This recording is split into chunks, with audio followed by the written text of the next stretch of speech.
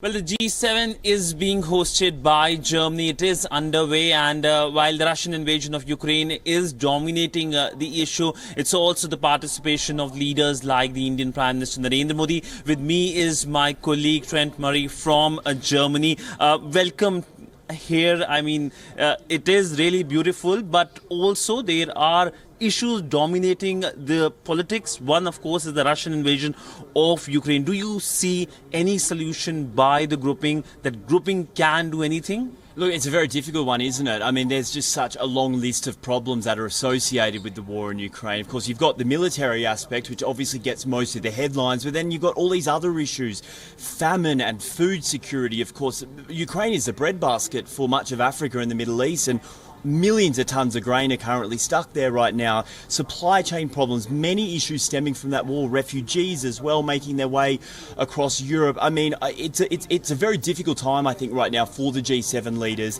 But I think they know that obviously the world is watching, but also I think they know President Putin is watching. He'll be looking for signs of whether there's any cracks in that unity. And so that is why, as they meet in that castle up on that mountain, we're hearing a lot of words, aren't we? Unity, solidarity, trying to show that they are together, that they're going to continue to support Ukraine, and that they're all singing from the same hymn sheet.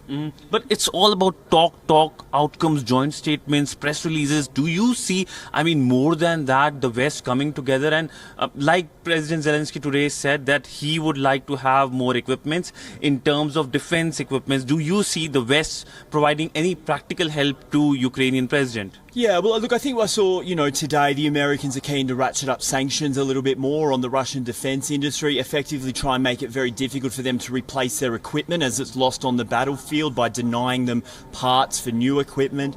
I think we'll also see possibly some more weapons announcements.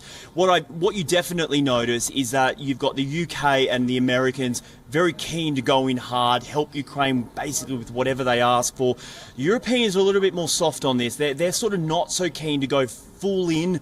They have provided some stuff, don't get me wrong, but I think there is less of an appetite in Europe for a very long, demanding war, and they're cautious on it. So it is just a balancing act, I think, trying to keep everyone on the same page.